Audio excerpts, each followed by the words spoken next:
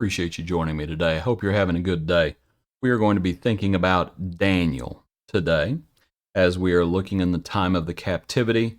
Today's hymn, the hymn To Christ Be True. To Christ be loyal and be true, his banner be unfurled, and borne aloft till is secure the conquest of the world. To Christ the Lord be true, ever true, for he will ever go with you and help you all your conflicts through. To Christ the Lord be true, ever true. Appreciate it, Lee. Daniel chapter 1, verse 1. In the 3rd year of the reign of Jehoiakim, king of Judah, Nebuchadnezzar, king of Babylon, came to Jerusalem and besieged it. Who that individual was, Jehoiakim, that is one of Josiah's sons.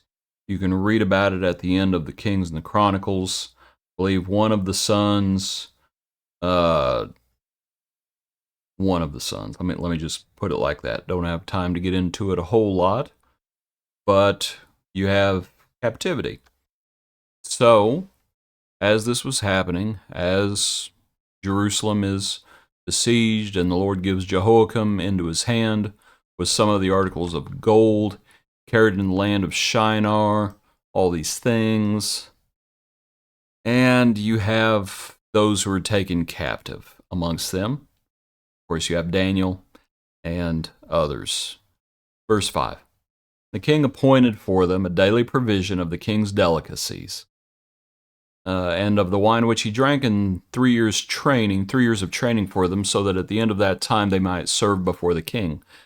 Now from among those of the sons of Judah were Daniel, Hananiah, Mishael, and Azariah. To them the chief of the eunuchs gave names.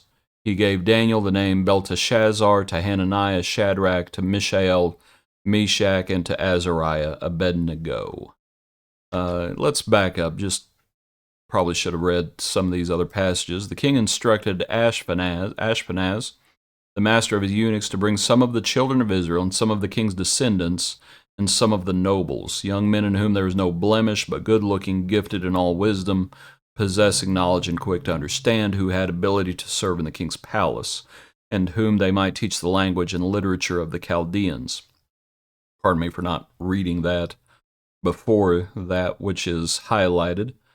But anyway, here as you have Daniel and his 3 friends, and let's make this first point as we think about to Christ be loyal and be true. First point is, do not let Babylon, do not let them change who you are. They give them new names. And what it is they are trying to strip them of their Judaism, frankly, of their Jewishness. They are trying to take the Israel out of the people. And they are trying to take the last 2 letters of Israel. What are the last 2 letters? That's L, that's God. They are trying to take God out of Israel. And don't let them do it.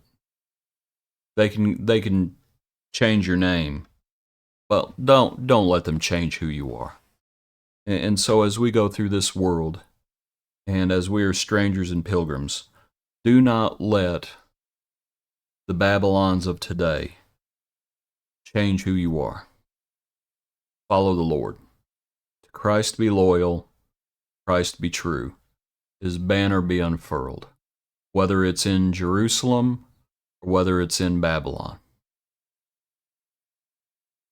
Follow the Lord. Daniel, what he ends up doing, or what he had done, I would suggest, verse 8, and we know this from other passages as well that we'll look at. Daniel purposed in his heart that he would not defile himself with the portion of the king's delicacies, nor with the wine which he drank. Therefore he requested of the chief of the eunuchs that he might not defile himself. It would have been so easy to say, you know what? I'm not in Israel anymore. I'm not in Judah anymore. God gave us over.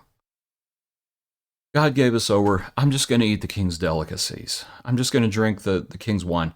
What they're wanting to do is to fatten them up, frankly. They're they're not wanting them to look gaunt. They're not wanting them to look like slaves.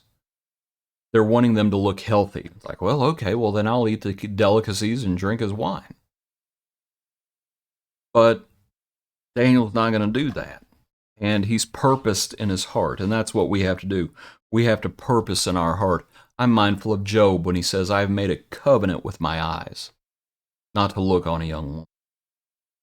That we have to purpose in our heart. Daniel, we'll read the passage in future studies, when Daniel, as his custom was since early days, purpose in your heart to keep yourself pure, to follow the Lord, to be loyal to the Lord.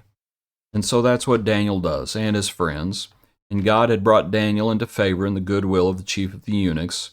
And so the chief of the eunuchs says, I'm not sure about this.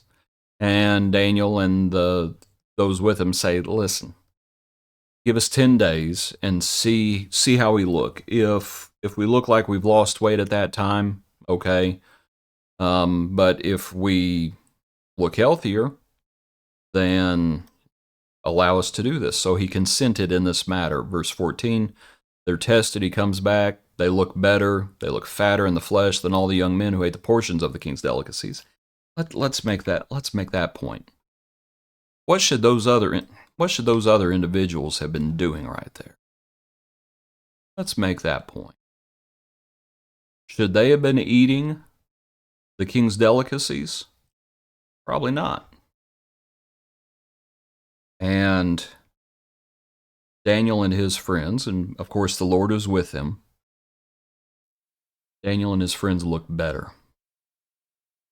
And you might think about what the others had not purposed in their heart to do. Let's look back at our passage now, and son's deciding to take a peek out. Let me do something. Pardon me.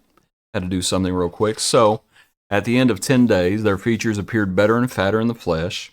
So the steward takes away the portion of delicacies, and the wine that they were to drink gave them vegetables. These 4 young men, God gave them knowledge and skill in all literature and wisdom. Daniel had understanding in all visions and dreams. Now at the end of the days, when the king had said they should be brought in, the chief of the eunuchs brought them to Nebuchadnezzar. The king interviews them, and among them all, none was found like Daniel, Hananiah, Mishael, and Azariah. And in all matters of wisdom, you might notice what Scripture's calling them there too. And in all matters of wisdom and understanding about which the king examined them, he found them 10 times better than all the magicians and the astrologers who were in his realm. Follow the Lord, right? Follow the Lord, because the Lord's ways are better than the world's ways. The foolishness of the Lord is wiser than the wisdom of man. And that's because of the message of the cross. That's 1 Corinthians, by the way. But anyway, here, in all matters, Daniel and those with him, because the Lord was with them, they were 10 times better than all the magicians and astrologers. The Lord's ways are better than the world's. The Lord's wisdom is better than the world. Everything about the Lord is better than everything about the world. And so you purpose in your heart to follow the Lord. And you don't let the world change you. You don't let the world mold you. We don't let the world mold us.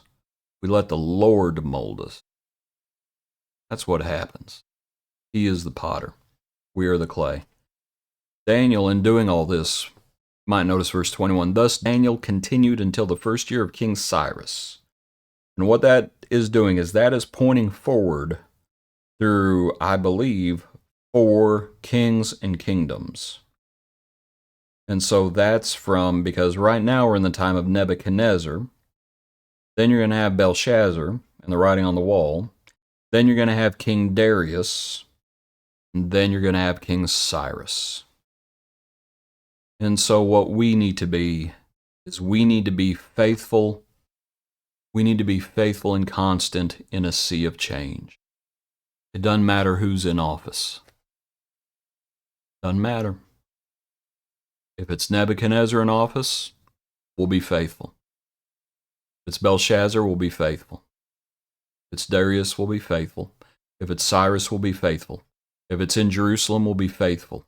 If it's in Babylon, we'll be faithful. If it's back in Jerusalem and the temple is in ruins, we'll be faithful. And we'll build.